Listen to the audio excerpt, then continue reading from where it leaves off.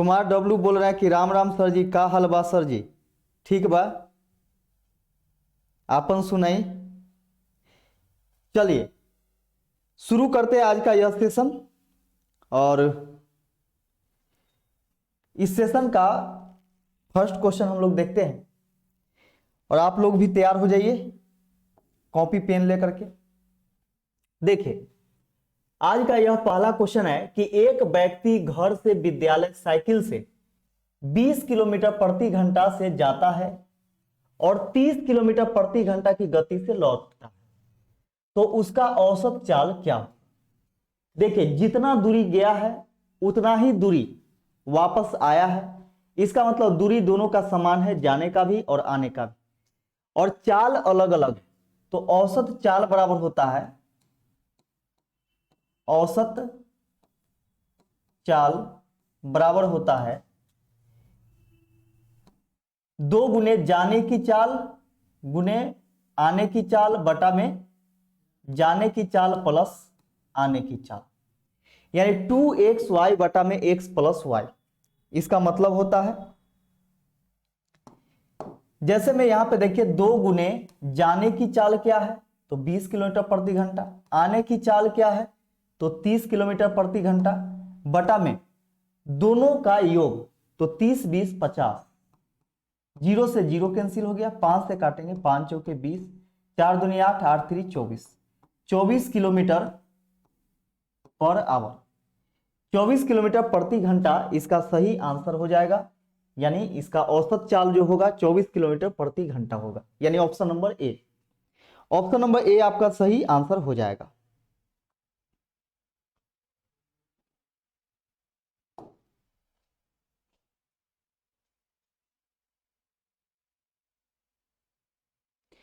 अरुण कुमार बोल रहे हैं कि सर आप बहुत स्लो स्लो पढ़ाते हैं, स्पीड कुछ और से बताएं।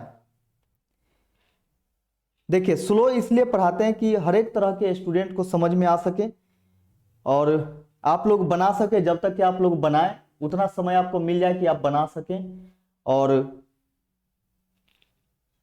चलिए अगला क्वेश्चन देखेंगे।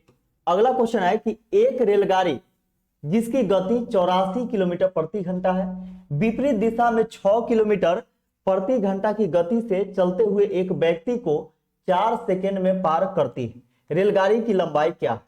यानी डी बराबर क्या होता है, चाल बराबर दूरी बराबर चाल गुने समय, यानी स्पीड इंटू टाइम। देखिए डिस्टेंस हम लोगों से पूछा है, यानी रेलगाड़ी की लंबाई। रेलगाड़ी की लंबाई पूछा गया है, और रेलगाड़ी किसको पार करता है? एक व्यक्ति को पार करता है। तो व्यक्ति को पार करेगा तो व्यक्ति की लंबाई जो है वह मायने यहाँ पे नहीं रखेगा, तो सिर्फ रेलगाड़ी की लंबाई होगी। अब यहाँ पे हम देख रहे हैं कि 84 किलोमीटर प्रति घंटा से विपरीत दिशा में 6 किलोमीटर प्रति घंटा से की गति से चलते हुए एक व्यक्ति को पार करता है।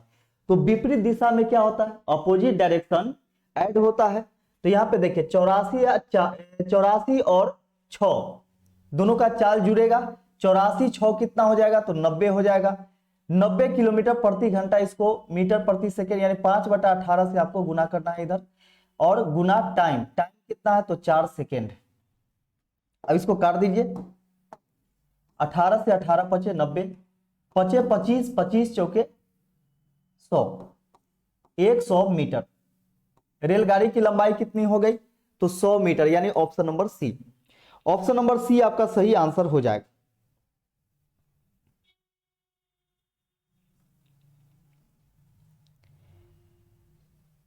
चलिए अगले क्वेश्चन की तरफ हम लोग चलते हैं। अगला क्वेश्चन है कि एक कार की गति 16.2/3 मीटर प्रति सेकेंड है, उसकी गति किलोमीटर प्रति घंटा में बदले। तो देखिए 16.2/3 मीटर पर सेकेंड है, इसको किलोमीटर प्रति घंटा में बदलना है। तो सबसे पहले हम लोग पूर्णांक तोड़ते हैं, 16 3 48 2, 50/3 मीटर प्रति सेकेंड। मीटर प्रति सेकेंड को किलोमीटर प्रति घंटा में बदलने के लिए क्या करते हैं हम लोग, तो 18/5 से गुना करते हैं। ठीक है, 18/5 से गुना करते हैं। तो 3 से काटेंगे, 3 6 18, 5 से काटिएगा 5 दहाई 50, 6 दहाई 60, यानी 60 किलोमीटर पर आवर, 60 किलोमीटर प्रति घंटा, यानी option number D. Option number D आपका सही आंसर हो जाएगा, 60 किलोमीटर प्रति घंटा। चलिए बहुत अच्छा।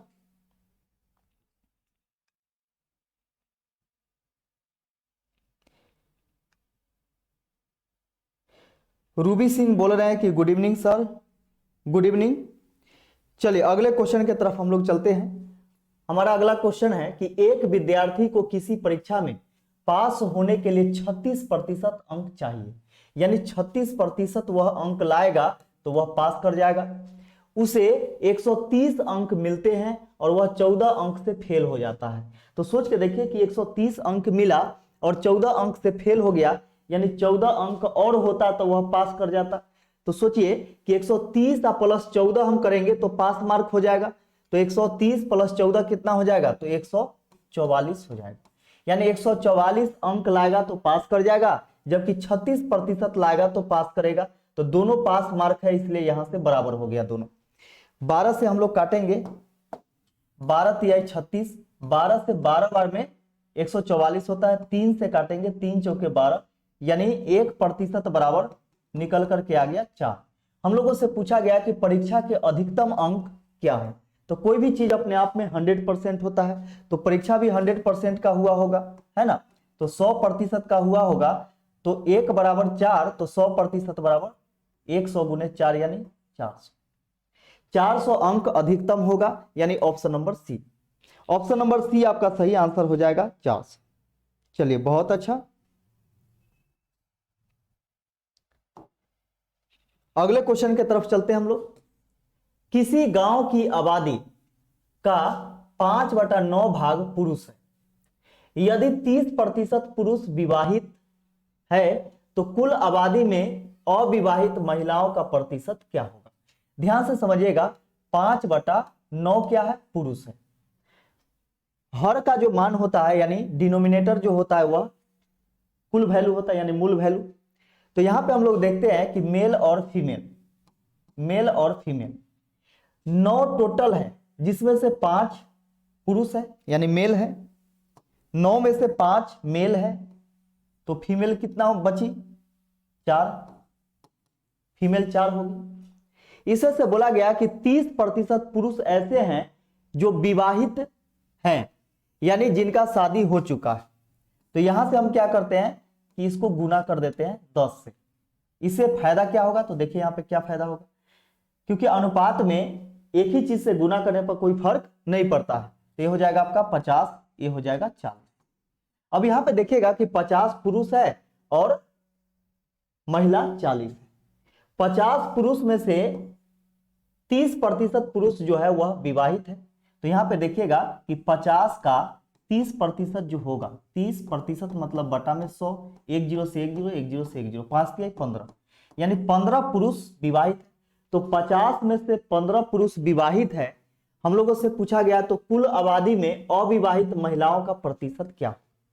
अब यहां पे देखेंगे आप कि 90 टोटल है, जैसे 50 40 कितना 90, 90 स्त्री पुरुष है, 90 स्त्री पुरुष है सब मिलाकर के, जिसमें से देखेगा कि 15 पुरुष का शादी हुआ है।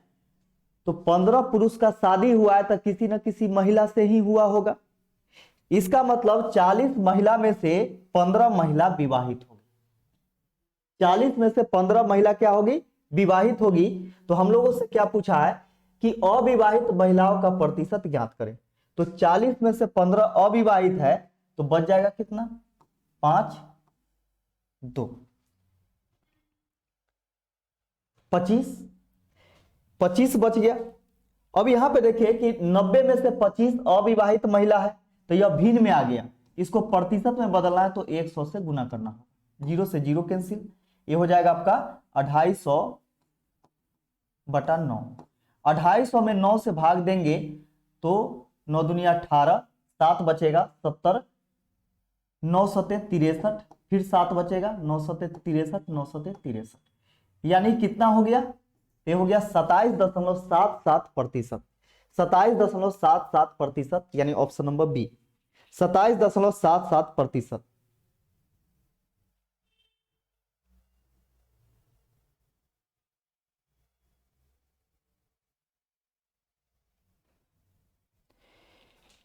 चलिए बहुत अच्छा। अगला क्वेश्चन देखेंगे आप। अगला क्वेश्चन है कि यदि चीनी का मूल्य 25% बढ़ता है तो एक घर वालों को अपना चीनी का उपभोग कितना कम करना पड़ेगा जिससे कि उसका खर्चा न बढ़े।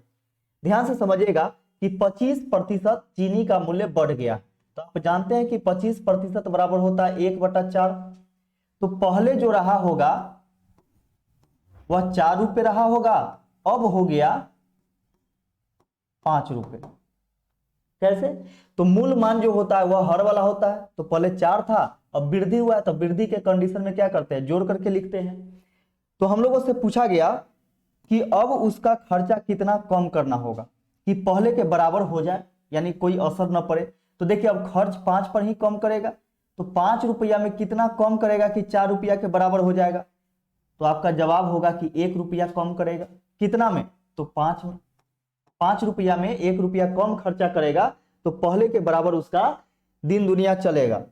अब देखिए यह भिन्न में आ गया, इसको प्रतिशत में बदलना है तो 100 से गुना करेंगे, 5 से काटेंगे, 20 25 100, यानी 20%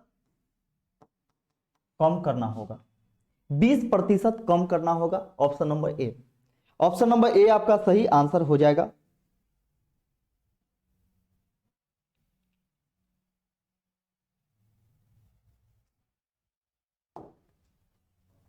चलिए अगला क्वेश्चन देखिएगा कि एक दुकानदार द्वारा बेचे गए गेहूं में 10% घटिया गेहूं है, यानी बेकार है।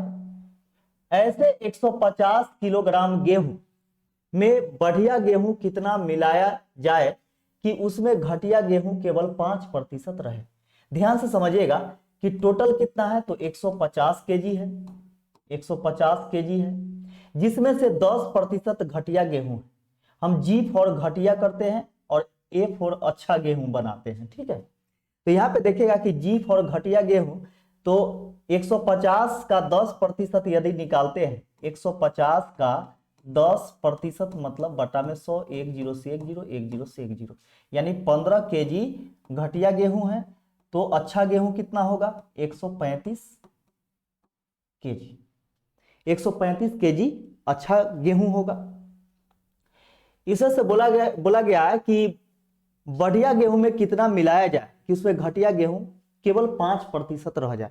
तो देखिएगा यहां पे कि ये हो गया ऊपर वाला बढ़िया गेहूं, अच्छा वाला, बटा में 15 केजी हो गया घटिया गेहूं। हम लोगों से बोला गया है कि बढ़िया गेहूं में कितना मिलाया जाए, तो माना कि x केजी मिलाया जाए, जिससे कि यानी घटिया गेहूं का प्रतिशत कितना हो जाना चाहिए, तो 5%।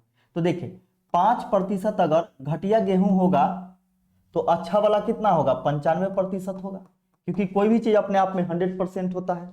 इसको काटेंगे तो प्रतिशत से प्रतिशत, 5 से 19 बचे 95, 19 से गुना कीजिएगा इसमें, तो 15 नमा 135 के 5 हासिल 13, 15 कम 15, 15 13 28, 285।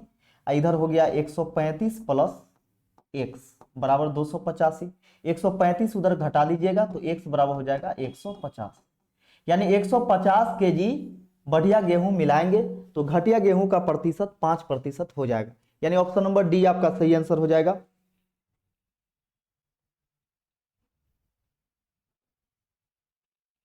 चलिए अगला क्वेश्चन देखेंगे आप। अगला क्वेश्चन है कि एक परीक्षा में 32% छात्र गणित में, 40% छात्र विज्ञान में तथा 20% छात्र दोनों विषयों में उत्तीर्ण होते हैं, यानी पास होते हैं। तो दोनों विषयों में उत्तीर्ण होने वाले अनुत्तीर्ण होते हैं, यानी फेल हो जाते हैं, ठीक है।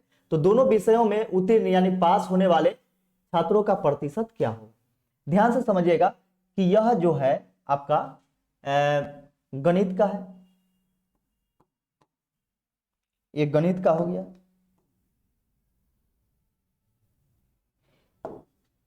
गणित को m से डिनोट करते हैं। इसका तो बोला जा रहा है कि विज्ञान में भी है 40%, और इसका दोनों में है, तो यहां पे हम साइंस लिख देते हैं। और यहां पे ये जो हो गया आपका मैथ प्लस साइंस हो गया, मैथ प्लस साइंस। इसमें देखेंगे आप कि एक परीक्षा में 32% छात्र गणित में, यानी 32% गणित में, इसके बाद 40% विज्ञान में, 40% विज्ञान में, तथा 20% दोनों विषय में। दोनों विषय में कितना? तो 20% क्या होते हैं? तो अनुत्तीर्ण हो जाते हैं, यानी फेल हो जाते हैं। तो देखिए ए भी फेल प्रतिशत है, ए भी फेल प्रतिशत है, ए भी फेल प्रतिशत है। जब ए वाला फेल हो, ए भी फेल हो और ए भी फेल हो बीच वाला, तो हम लोग क्या करेंगे कि दोनों साइड वाला को जोड़ करके बीच वाला को घटा देंगे। तो 40 और 32 कितना हो जाएगा? 72। 72% में से आपको क्या करना है कि 20% घटा देना है। तो यहां से क्या निकलेगा? तो फेल निकलेगा, फेल प्रतिशत निकलेगा। तो फेल प्रतिशत कितना? 52। 52% क्या हो गया? फेल हो गया। तो हम लोगों से पूछा कि पास कितना हुआ है, तो पास प्रतिशत जो होगा वह कितना होगा? कोई भी चीज अपने आप में 100% होता है, 100% में से 52% फेल कर गया है, तो पास कितना किया होगा? तो 48%, यानी 48% पास किया होगा। 48% पास किया होगा, यानी option number C. Option number C आपका सही आंसर हो जाएगा, 48%। चलिए बहुत अच्छा।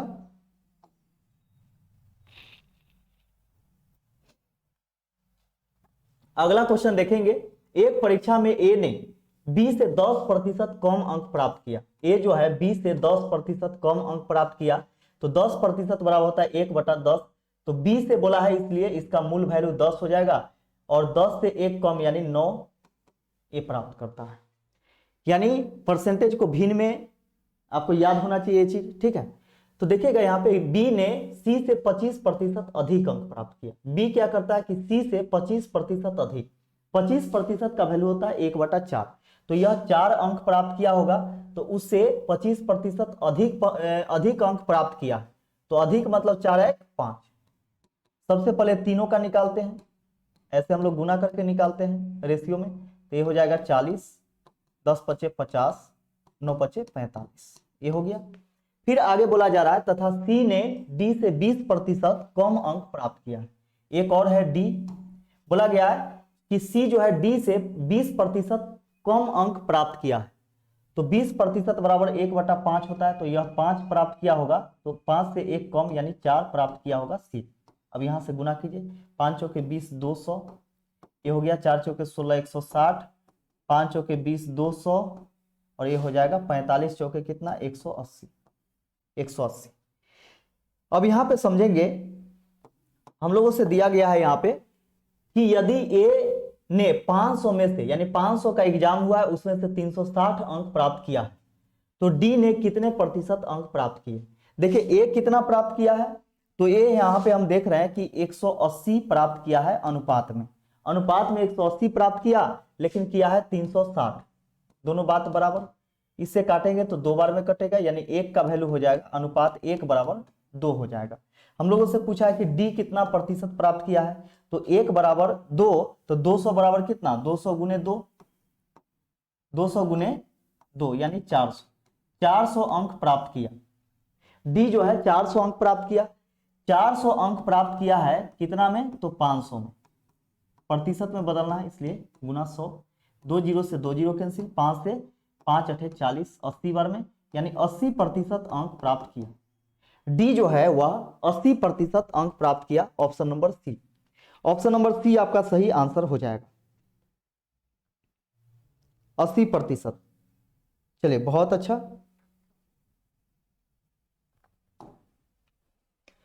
अगले क्वेश्चन की तरफ चलते हैं हम लोग। अगला क्वेश्चन है कि एक चुनाव में 2 उम्मीदवारों में से एक ने कुल मतों में से 30% मत प्राप्त किए, किंतु वह 210 मत से हार गया।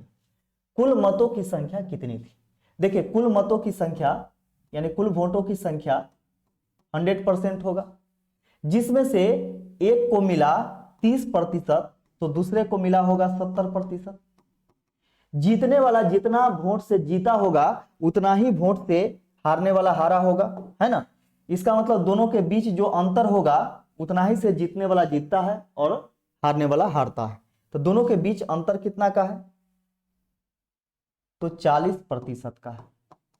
दोनों के बीच में 40% का अंतर है, इसका मतलब 40% से ही जीतने वाला जीता होगा, हारने वाला हारा होगा। तो 40% से हारा है, लेकिन हारा है 210 वोट से। दोनों बात यहां से बराबर हो गया, 0 से 0 कैंसिल, तो 1% बराबर यहां से हो जाएगा कितना, 21/4। 1% का वैल्यू 21/4 हो गया। हम लोगों से पूछा गया कि कुल मतों की संख्या कितना है, तो 100% है, तो 100% बराबर हो जाएगा 21/4 गुने 100। काटेंगे 4 से 25 बार में, 25 से कम, 25 के 5 हासिल 2, 25 दूनी 50 और 2, 25 से कम, 25 के 5 हासिल 2, 25 दूनी 50 और 2 52, यानी 525। 525 वोट टोटल हो जाएगा, option number B. Option number B आपका सही आंसर हो जाएगा, 525। चलिए बहुत अच्छा। अगला क्वेश्चन देखेंगे हम लोग 11 नंबर। 11 नंबर क्वेश्चन क्या कहता है, तो 11 नंबर क्वेश्चन है कि यदि एक पेन 16 रुपए में बेचा जाए तो प्रतिशत हानि पेन के क्रय मूल्य के बराबर है, तो पेन का क्रय मूल्य क्या है। यानी इसका कहना है क्या कि जितना प्रतिशत, यानी जितना में पेन बेचा है उतना ही प्रतिशत क्या है, जितना क्रय मूल्य है उतना ही प्रतिशत क्या है कि हानि। जैसे मान के चलिए कि यहाँ 1 रुपया अगर उसका क्रय मूल्य है तो उतना ही हानि, तो क्रय मूल्य का जब हानि होता है तो 100 में से घटाते हैं, तो जितना क्रय मूल्य है उतना ही हानि हो रहा है, प्रतिशत बटा में 100 बराबर क्या है, 16 रुपया। अब यहाँ पे देखिए एक्स का वैल्यू हम लोगों से पूछा है, यानी क्रय मूल्य क्या है, तो क्रय मूल्य हम लोग एक्स माने हैं। अब इसको आप बनाते हैं तो समीकरण यानी द्विघात समीकरण पर जाएगा तो लंबा हो जाएगा, ठीक है। अब यहाँ पे देखिएगा कि एक्स का वैल्यू पूछा गया है, तो जिसका वैल्यू पूछा जाता है वही ऑप्शन में रहता है। तो यहाँ पे हम रख करके देखते हैं ऑप्शन नंबर ए को, यानी 20 को, तो 20 गुने 100 में से 20 घटाएंगे तो 80 बटा में 100। देखिए बराबर 16 के आ रहा है कि नहीं, तो 1 0 से 1 0, 1 0 से 1 0, 8 दूनी 16, दोनों बात बराबर हो गया, दोनों बात बराबर हो गया। इसका मतलब इसका क्रय मूल्य क्या है, तो 20 रुपए है, यानी ऑप्शन नंबर ए आपका सही आंसर हो जाएगा।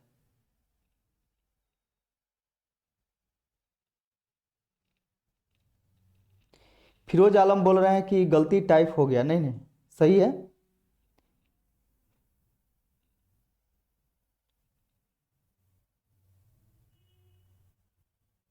चलिए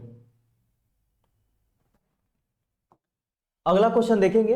अगला क्वेश्चन है कि एक व्यापारी ने एक कलम 20% की हानि पर बेची, यदि वह कलम को 12 रुपए अधिक पर बेचा होता तो उसे 10% का लाभ होता, उस कलम का क्रय मूल्य क्या है। ध्यान से समझिएगा कि जब एक लाभ और एक हानि दिया हुआ है, देखिए एक लाभ है एक हानि है, तो दोनों के बीच में अंतर कितना होगा, तो दोनों जुड़ जाएगा, यानी 30% का अंतर है। जबकि रुपया में कितना का अंतर हो रहा है, 12 रुपए का अंतर हो रहा है, दोनों बात बराबर। 6 से 6 दूनी 12, 6 से 6 पचे 30, यानी 1% बराबर हो जाएगा 2/5। 1% का वैल्यू 2/5 हो गया। कलम का क्रय मूल्य पूछा है, क्रय मूल्य हमेशा 100% होता है, तो 100% बराबर हो जाएगा 2/5 गुने 100। 5 से काटेंगे 20 25 100, 20 दूनी 40, यानी 40 रुपए। 40 रुपए इसका क्रय मूल्य हो जाएगा, 40 रुपए, यानी option number B. Option number B आपका सही आंसर हो जाएगा।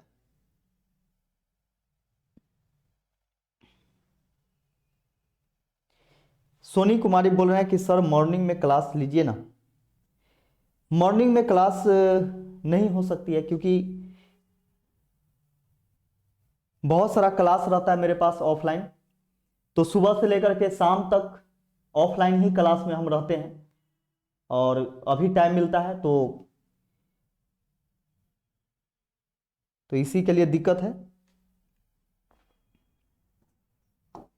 चलिए अगला क्वेश्चन देखेंगे आप। अगला क्वेश्चन है कि एक धोखेबाज दुकानदार अपने सामान को क्रय मूल्य पर बेचने का दिखावा करता है, लेकिन वह 1 किलोग्राम बाट के स्थान पर 900 ग्राम बाट का इस्तेमाल करता है, बताएं वह सौदे में कितने प्रतिशत का लाभ कमाता है। ध्यान से समझिएगा कि दुकानदार का यह फितरत होता है कि वह ग्राहक को कैसे समझाए कि हमसे सामान वह खरीद ले।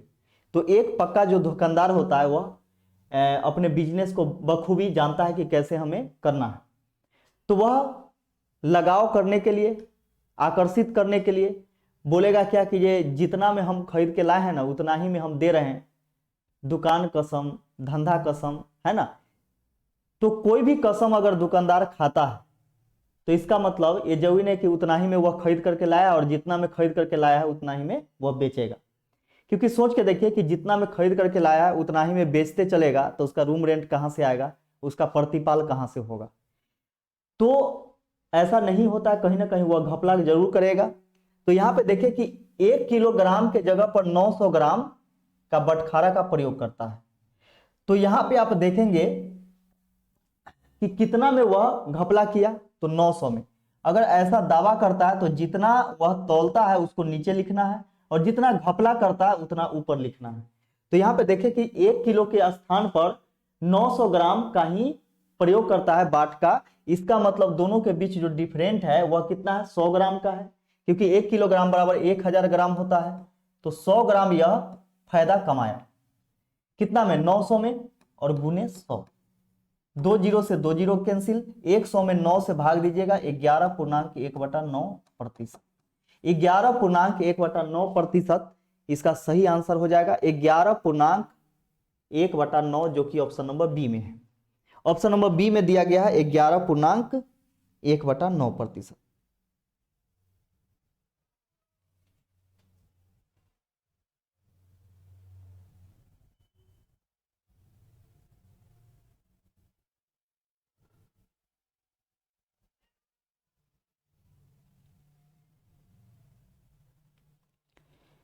ब्रिज किशोर सिंह बोल रहा है कि 11 नंबर क्वेश्चन समझ में नहीं आया। एक बार फिर से वीडियो को देख लीजिएगा, आपको समझ में आ जाएगा। प्रिया बोल रही है कि चैप्टर वाइज पढ़ाइए। चैप्टर वाइज बिल्कुल पढ़ाएंगे, लेकिन वह फाउंडेशन में चलेगा और उसमें चैप्टर वाइज, टाइप वाइज हर एक तरह से क्वेश्चन पढ़ाए जाएंगे। तो थोड़ा सा वेट कीजिए। अभिरूप प्रसाद बोल रहे हैं कि सर मैथ का आज नहीं आया। क्या नहीं आया भाई? फिरोज आलम बोल रहे हैं कि हाँ सर चैप्टर वाइज पढ़ाइए। हाँ, तो चैप्टर वाइज पढ़ाएंगे हम, बस थोड़ा सा मौका दीजिए। लेकिन वह चैप्टर वाइज, टॉपिक वाइज जो चलेगा वह चलेगा आपका फाउंडेशन बैच में चलेगा, ऐप पर चलेगा। रूबी सिंह बोला है कि सर कल क्लास क्यों नहीं लिए थे आप? मैं वेट कर रही थी आपका क्लास का। चलिए, वेट करने के लिए बहुत बहुत धन्यवाद। लेकिन कल संडे था इसलिए हम नहीं ले पाए थे क्लास।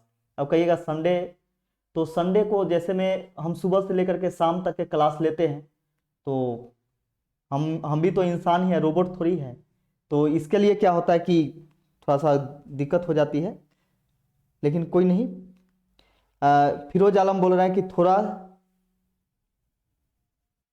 अच्छा ऑप्शन नहीं दिख रहा है। चलिए,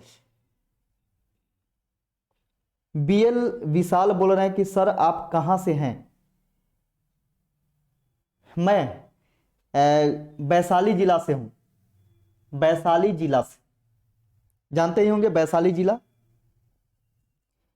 डॉल रुचि बोल रहे हैं कि सर मैथ का फाउंडेशन बैच कैसे लें?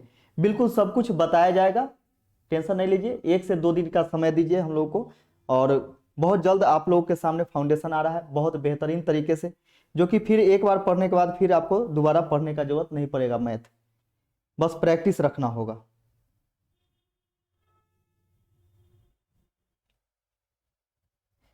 चलिए, अगला क्वेश्चन की तरफ हम लोग चलते हैं। अगला क्वेश्चन देखिएगा कि किसी वस्तु को 840 रुपए में बेचने से हुआ लाभ उस वस्तु को 600 रुपए में बेचने से हुई हानि से दोगुना, उस वस्तु का क्रय मूल्य क्या है? तो आप जानते होंगे कि लाभ कब होता है? जब सेलिंग प्राइस में से कॉस्ट प्राइस घटाते हैं। और हानि कब होता है? जब हम कॉस्ट प्राइस में से सेलिंग प्राइस घटाते हैं। यानी कहने का मतलब क्या है कि हानि तब होगा जब जितना में हम खरीदे हैं उससे कम में बेचेंगे। लाभ तब होगा जब हम जितना में खरीदे हैं उससे ज्यादा में बेचेंगे। तो यहां पे देखिएगा कि 840 रुपया में बेचता है तो उसे लाभ होता है। इसका मतलब एसपी माइनस सीपी, तो यहाँ पे हम सीपी यानी कॉस्ट प्राइस मान लेते हैं x रुपए, तो 840 में से हम x रुपया घटा देंगे, ठीक है, तो यह लाभ हो गया। लाभ बराबर विक्रय मूल्य घटे क्रय मूल्य। अब देखिएगा कि 600 में बेचता है तो उसको हानि होता है, तो हानि के कंडीशन में क्रय मूल्य घटे विक्रय मूल्य होता है, तो x माइनस 600। अब बोला गया कि यह लाभ जो है इसके हानि का यह 2 गुना है, तो यह 2 गुना है और हमको बराबर करना है, तो इसमें 2 से गुना करेंगे, दोनों बात क्या हो जाएगा, बराबर हो जाएगा। तो 840 माइनस x बराबर हो जाएगा 2x माइनस 6 दूनी 1200। 1200 को इधर लेकर के जोड़ दीजिए, माइनस x को उधर जोड़ते हैं तो 3x बराबर हो जाएगा 1200 इधर जोड़िएगा तो 12 8 20 2040, 2040 हो गया। 3 से इसको काटेंगे, 3 छक 18, 3 अठे 24 यानी 680। x बराबर कितना हो गया 680, यानी 680 रुपया में यह खरीदा था। कॉस्ट प्राइस इसका आ गया 680, यानी option number B. Option number B आपका सही आंसर हो जाएगा।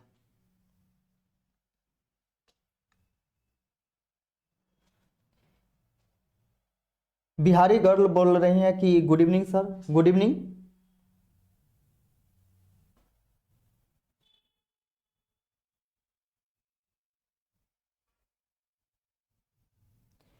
सुहानी रॉय बोल रहे हैं कि सर रेस्ट भी करना जरूरी है, कोई बात नहीं है, चलिए थैंक यू। संजीव सागर बोल रहे हैं कि वैशाली से हाजीपुर है क्या? हाँ हाँ हाँ बिल्कुल, हाजीपुर। चलिए अगले क्वेश्चन की तरफ हम लोग चलते हैं। अगला क्वेश्चन क्या है कि एक व्यापारी ने 2 साहूकारों से कुल 2000 रुपए कर्ज लिया। एक कर्ज 8% वार्षिक तथा दूसरा कर्ज 6% वार्षिक साधारण ब्याज पर लिया गया। 1 वर्ष के बाद उसने कुल ब्याज 136 रुपए दिया। बताइए कि व्यापारी ने 8% साधारण ब्याज पर की दर पर कितना धनराशि कर्ज लिया था। तो देखिए, एक है 8% के रेट पर और दूसरा है 6% के रेट पर।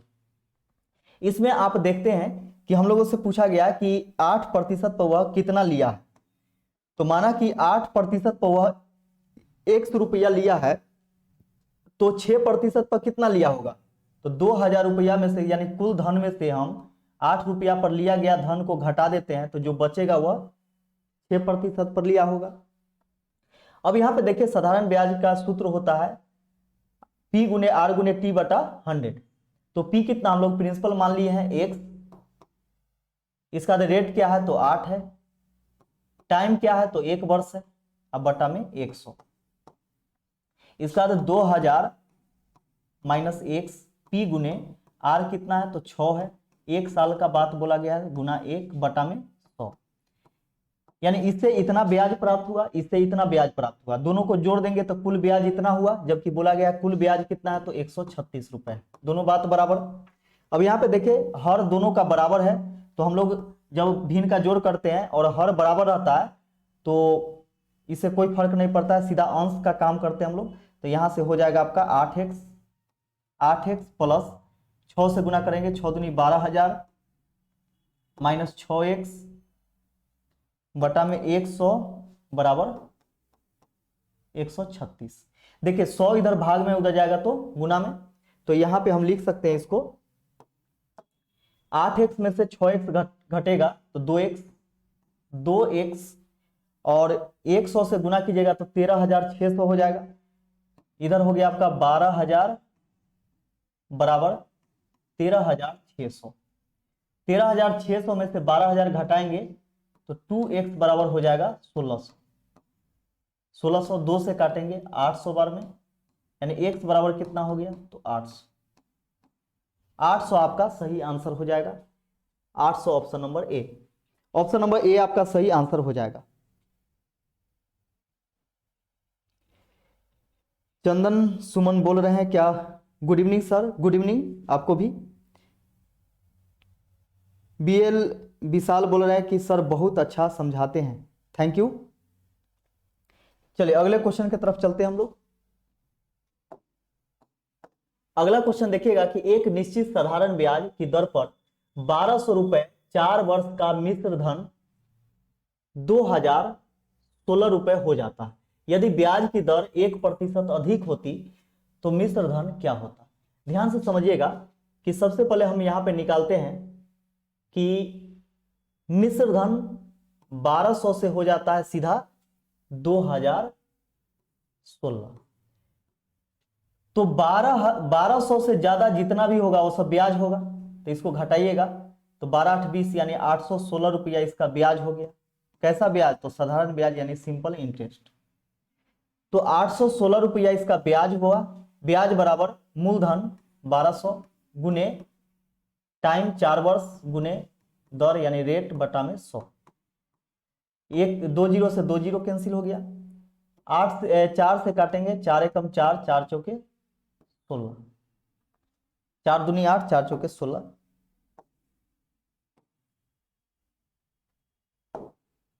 4 दूनी 8, 4 चौके 16, 204 बार में 12 से काटिएगा, 12 से 12 कम 12, 12 सत्ते 84 यानी रेट निकल करके आ गया 17%।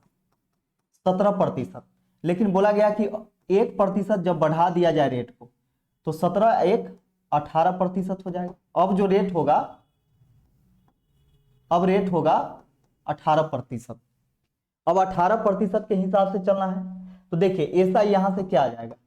एसआई देखिएगा कि मूलधन गुने समय, समय वही 4 साल, दर यानी रेट 18% बटा में 100, 2 जीरो से 2 जीरो कैंसिल, 12 चौके 48 गुने 18, 18 144 के 4 हासिल 14 हो जाएगा। 18 चौक 72 और 14, 4 2 6, 7 1 8, 864, 864 रुपया अब इसका ब्याज हो जाएगा। ठीक है, लेकिन हम लोगों से पूछा है कि मिश्र धन क्या होगा, तो 12,000 मूलधन अब प्लस ब्याज 864, 12 8 20, 2064 रुपए यानी मिश्र धन यानी अमाउंट कितना हो जाएगा, तो 2064 रुपया हो जाएगा। 2064 यानी option number A, option number A आपका सही आंसर हो जाएगा।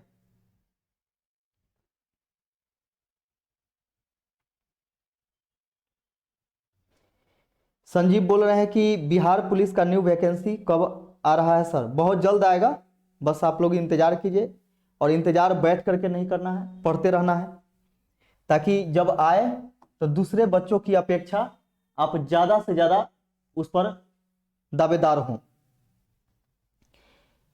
वैकेंसी जब आना होगा तो आएगा ही, उसके लिए सर नोटिफिकेशन तो देते रहते हैं।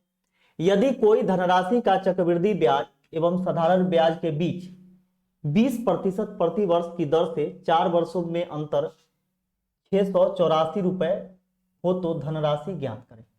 देखिए 4 वर्ष का बात बोला गया है, 4 वर्ष का बात बोला गया है, तो यहां पे देखिएगा कि अगर हम 2-2 वर्ष लेते हैं, यहां से 2-2 वर्ष, तो 2-2 वर्ष से हम लोग देखते हैं कि यहां से इसका रेट क्या आता है।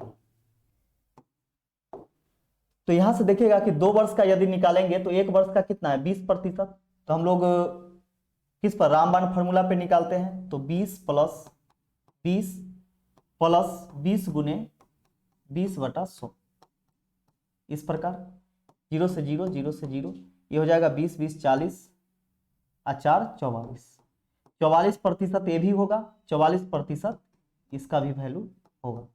अब ये दोनों के सहयोग से, क्योंकि 2-2 वर्ष का निकल गया है, अब ये दोनों के सहयोग से हम क्या करेंगे, फिर से रामबाण फॉर्मूला पे इसको सेट करेंगे।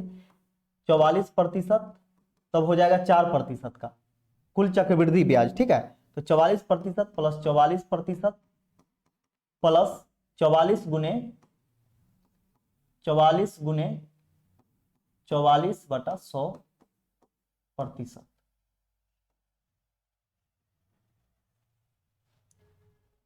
प्रतिशत 44 दूनी 88, 88% प्लस 4 चौके 16 के 6, 4 चौके 16 दूनी 32, 1 33 के 3, 4 चौके 16, 16 3 19, 100 से भाग दीजिएगा 19.36% हो जाएगा। इसको जब जोड़ेंगे 9 8 17 के 7, 8 1 9 1 10, 107.36% हो जाएगा। ये क्या निकल करके आया, कंपाउंड इंटरेस्ट निकल करके आया, compound interest.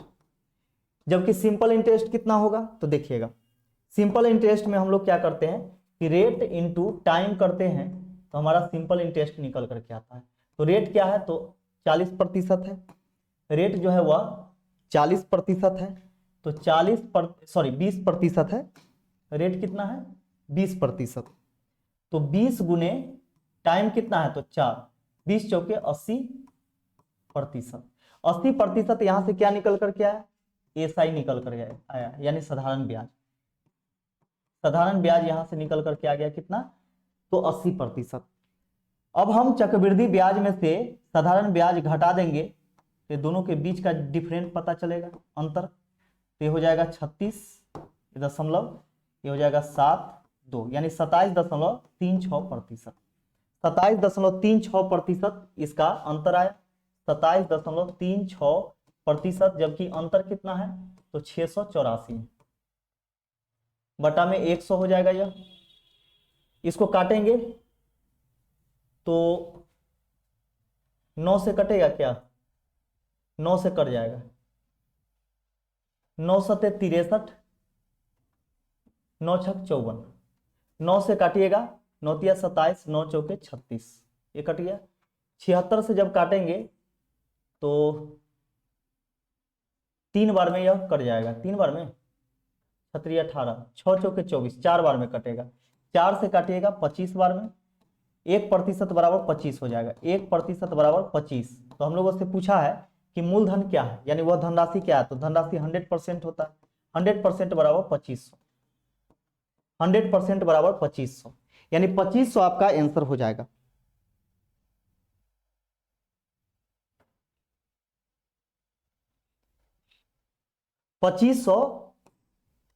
Option number B, option number B आपका सही आंसर हो जाएगा।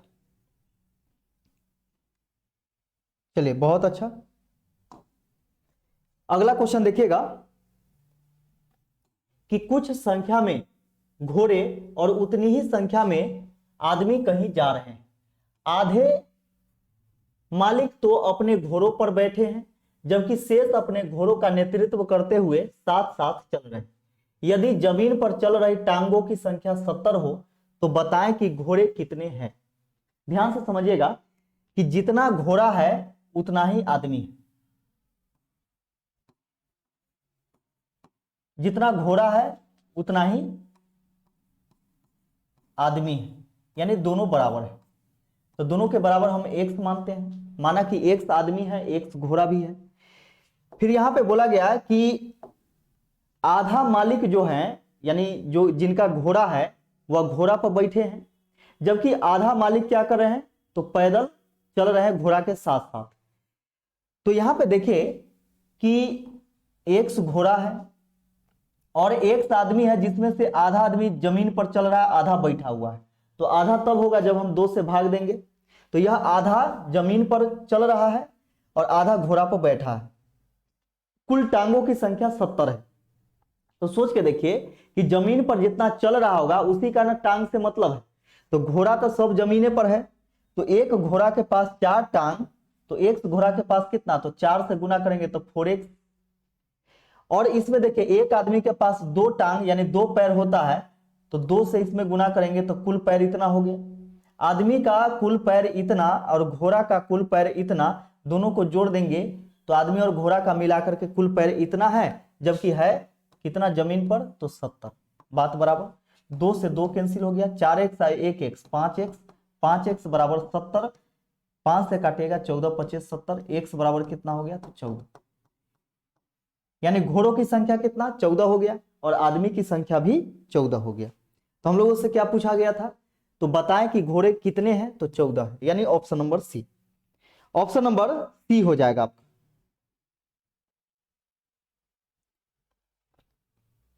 नीतीश कुमार रंजन बोल रहे हैं कि 18 नंबर क्वेश्चन फिर से सर। देखिए यहां पे क्या बोल रहा था कि कुछ संख्या में घोड़े और उतनी ही संख्या में आदमी कहीं जा रहे हैं। आधे आदमी तो अपने घोड़ों पर बैठे हैं, जबकि शेष अपने घोड़ों का नेतृत्व करते हुए साथ साथ चल रहे हैं। यदि जमीन पर चल रही टांगों की संख्या 70 है तो बताइए कि घोड़े कितने हैं। तो माना कि घोड़ा एक्स तो आदमी भी एक्स होगा, लेकिन यहाँ पे कंडीशन क्या है कि जितने भी घोड़े हैं तो घोड़ा तो जमीन पर ही चलेगा ना, और उसका मालिक जो है जितना, उसमें से आधा जमीन पर चल रहा है साथ साथ और आधा घोड़ा पर बैठा है। तो एक आदमी भी है, तो एक आदमी में से आधा, आधा तब होगा जब हम 2 से भाग देंगे, है ना। तो इतना आदमी जो है यह जमीन पर चल रहा है। तो हम देखेंगे कि जमीन पर चल रही कुल टांगों की संख्या कितना है, यानी पैर की संख्या कितना है। तो एक घोड़ा के पास 4 पैर, तो एक घोड़ा के पास कितना, तो 4x पैर, यानी 4 से गुना कर देंगे। एक आदमी के पास 2 पैर, तो x बटा 2 आदमी के पास कितना, तो x बटा 2 गुने 2 पैर। तो कुल पैरों की संख्या कितना है, तो 4x प्लस x बटा 2 गुने 2, लेकिन है 70, जो कि जमीन पर चल रही है टांग। तो देखिए 2 से 2 कैंसिल हो गया, 4x आ 1x, 5x बराबर 70, 5 से काटेगा 14 बार में, x का वैल्यू 14 आ गया और x का वैल्यू ही निकालना था।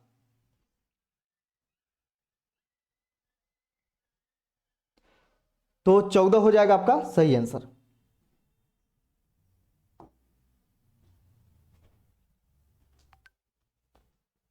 अगला क्वेश्चन देखिएगा 19 नंबर।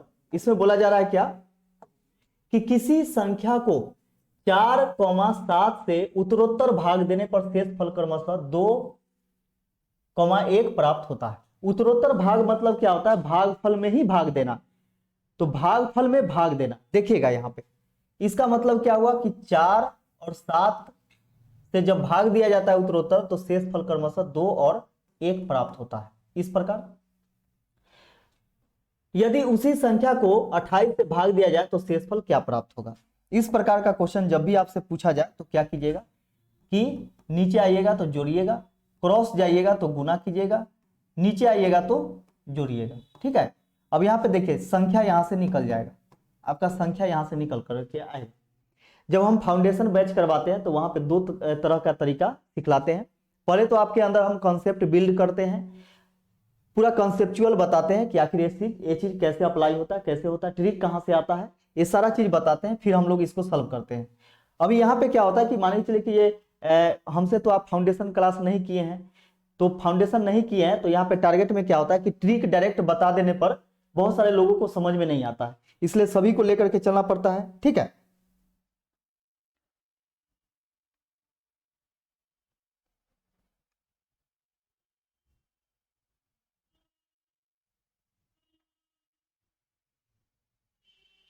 चलिए तो संख्या यहां पे देखिए कि 7 आ 1 8, 8 चौके 32, 32 आ 2 34, 7 आ 1 8 ऐसे जोड़ना है, इसका ऐसे गुना करना है, 7 1 8, 8 चौके 32 और फिर 2 को जोड़ना है, 32 आ 2 34, संख्या 34 आ गया। अब बोला गया कि संख्या में अगर 28 से भाग दिया जाए, यानी 34 में 28 से यदि आप भाग देंगे तो एक बार में 28 लगेगा, शेष फल कितना होगा, तो 14 में से 8 घटेगा, 8 6 14, 2 में से 2 घटेगा 0, यानी शेष फल कितना आएगा, तो 6 आएगा। ऑप्शन नंबर बी आपका सही आंसर हो जाएगा 6। Option number B 6।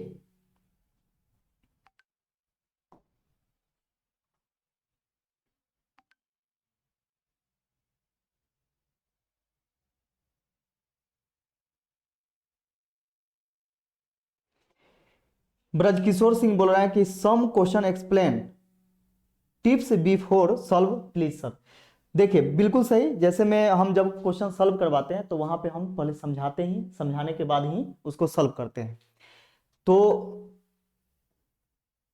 जब आपको दिक्कत हो तो ये सब वीडियो रिकॉर्ड हो रहा है, आप करेंगे क्या कि फिर से देखेंगे, 1-2 बार देखिएगा, ऑटोमेटिक आपको समझ में आ जाएगा। और समझाने के चक्कर में ही तो टाइम लग रहा है, नहीं तो समझिए 20 क्वेश्चन बनाने में हमको कितना समय लगेगा, यहाँ पे समझाना भी है। देखिए 9 के पावर 6, 9 के पावर 6 है प्लस 1 को यदि 8 से भाग दिया जाए तो शेषफल क्या प्राप्त होगा। ध्यान से समझिएगा कि जिसमें भाग देना है उसका बेस और जिससे भाग देना है दोनों के बीच में यदि 1 का अंतर हो, पावर सम संख्या हो, तो शेषफल हमेशा 1 होता है। तो देखिए जिसमें भाग देना है उसका बेस और जिससे भाग देना है उसमें 1 का अंतर है और पावर सम संख्या तो 1 होगा इसका, तो 1 प्लस 1 पहले से है बटा में 8, 1 आ 1 2, 2 में 8 से भाग नहीं लगेगा, इसलिए इसका रिमाइंडर जो होगा यानी शेषफल 2 हो जाएगा, इसका शेषफल 2 हो जाएगा आंसर। दूसरा तरीका क्या है कि यहाँ पे देखिए अगर 9 में आप 8 से भाग देते हैं, यानी 9 के पावर 6 का मतलब क्या है, 9 गुने 9 गुने 9 अप टू डॉट डॉट कितना बार, 6 बार। सोच के देखिए कि 8 से भाग दीजिएगा तो अंश में हर से भाग तब तक के देते रहिए जब तक कि हर से अंश छोटा ना हो जाए। तो इसमें भाग देंगे, इसमें भी एक शेषफल बचेगा, इसमें भी एक शेषफल, इसमें भी एक शेषफल, कितना बार, 6 बार। और 6 बार 1 को गुना कीजिएगा तो 1 ही होगा, और 1 प्लस 1 कितना होता है, तो 2 होता है। 2 में 8 से भाग नहीं लगेगा, जब भाग नहीं लगेगा तो वही शेषफल हो जाएगा, यानी रिमाइंडर 2 हो जाएगा। तो आज का क्लास बस यहीं तक हम रहने देते हैं। बाकी बात, आप सभी को क्लास कैसा लगा थोड़ा सा कमेंट करके हमें बताइए, और इसके बाद हम लोग इसको इस सेशन को बंद करते हैं। थोड़ा कमेंट करके बताइएगा। पूजा पासवान बोल रहे हैं thank you sir, welcome. Love Guru बोल रहे हैं कि thank you sir. Seepu Singh बोल रहे हैं कि good night sir, good night आप सभी को।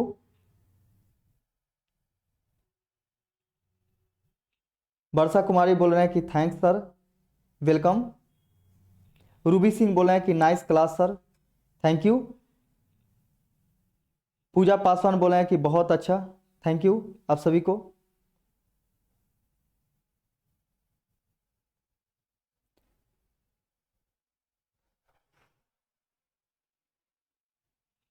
ब्रिज किशोर सिंह बोल रहे हैं कि can I get the PDF of this sir. तो PDF तो मिल जाएगा टेलीग्राम पे। तो चलिए आज का हम सेशन यहीं पे समाप्त करते हैं। तो